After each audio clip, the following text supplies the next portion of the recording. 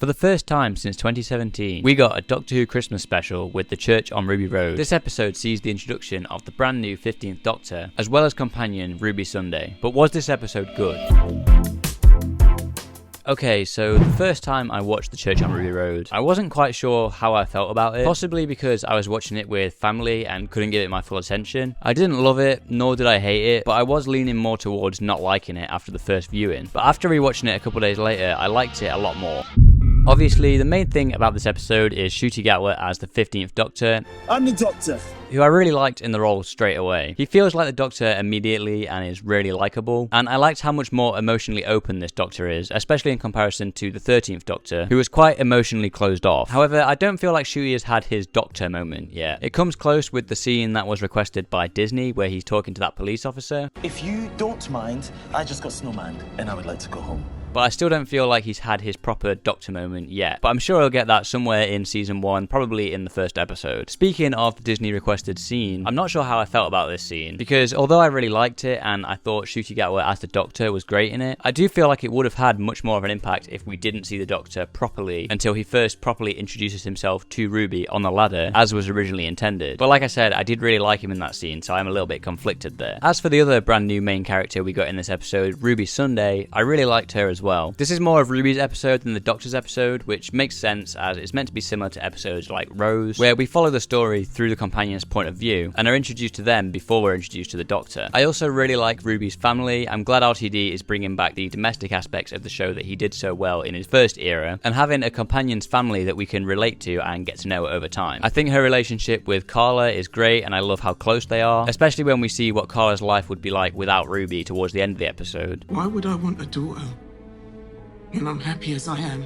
Then why are you crying? And also, of course, Ruby's grandmother, Cherry. I think she was the best character in the whole episode. She was absolutely hilarious, and I can't wait to see her in future episodes. I've said this before in another video, but I seem to be the only person who actually likes the new sonic screwdriver design. It's a nice, refreshing design, and anyone who's complaining about it not looking like a screwdriver, as if the past few Sonics really looked anything like a screwdriver either, are coping really hard. The intelligent gloves, not psychic gloves, as Ncuti said, were a cool addition to the episode. Their introduction in the story, both when they're on the ladder and when they escape the goblin ship, is a really clever and organic way to set up the conclusion to this story. Hiya. Obviously, in this episode as well, we have the goblins and the Goblin King, which I think were a very interesting and unique addition to the show, helped by the Toymaker paving the way for more supernatural villains like this. And for that reason, I liked how they worked differently to anything we've seen before. It allows for the Doctor to have some fun moments of excitement and joy as he figures out how their technology works. Obviously, we also have the Goblin song in this episode. I had heard the Goblin song before the episode aired, and honestly was dreading watching that moment with my family. He's the Goblin King, yes, the Goblin King.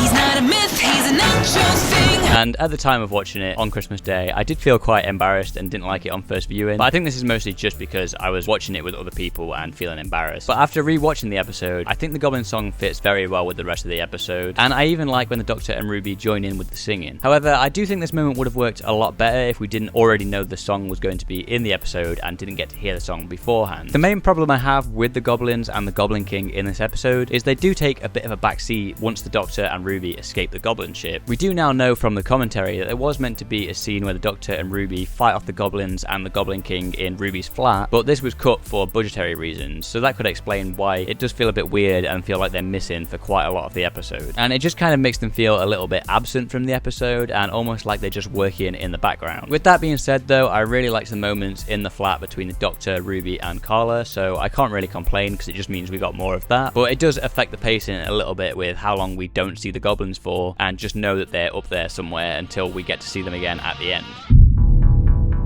Speaking of the end, the final act at the church, like I said earlier on, I liked how well and seamlessly the intelligent gloves were set up earlier on in the episode. It makes the payoff of this moment a lot more effective and climactic, and it doesn't feel like it comes out of nowhere. And like I said, it just feels like a payoff. However, I do feel like it feels somewhat out of character for the Doctor to just Simon Skinner that goblin. without at least trying to negotiate with them or something first. But with that being said, they do eat babies and tried to abduct Ruby and eat her as a baby, so maybe it's somewhat justified. It also feels a bit weird that the goblin ship just disappears, and I wasn't sure how I felt about that on my first viewing. But then again, the goblins are a new supernatural monster that we haven't previously had in the show and are only here thanks to the Toymaker. It does also feel weird that the Doctor doesn't follow the woman who abandoned Ruby at the church, but to be honest, this moment is something we'll likely return to at some point in season 1, as it's probably a big part of the overarching storyline. Also, I haven't yet talked about Davina McCall in this episode. I think she was a fun guest star to have in a Christmas special, but honestly, her acting's not the best, which is fair enough because she is a presenter by trade. I think her death in this episode was a good way to show how much of a threat the goblins can be, and that they're not just slightly mischievous and eating babies. In a normal episode, I probably wouldn't really like the moment where the Doctor goes back to save her from the Christmas tree at the end, but because this is a Christmas special, I think it works just fine. However, I am a bit unsure of how the Doctor knew about what happened to Davina in the first place. I guess we just have to assume that Ruby told him when they were tied up or something like that, or when they were going up the ladder. Maybe there's a deleted scene for that somewhere or something. And obviously, finally, this episode ends with Mrs. Flood breaking the fourth wall directly to the camera about asking if you've never seen a TARDIS before. Never seen a TARDIS before. Which I did feel like was a little bit weird and out of place, but I guess we'll just have to see what her character turns out to be in the future. Maybe this is just something she does and we don't quite know who she is yet, but even with that being said, it did feel a little bit weird and out of place. And at the very end of this episode, we got a first look at Doctor Who Season 1, airing in May 2024, with a very short trailer. If you want to see what details we can glean from that trailer, I've made a whole breakdown for that trailer, which will be on screen now.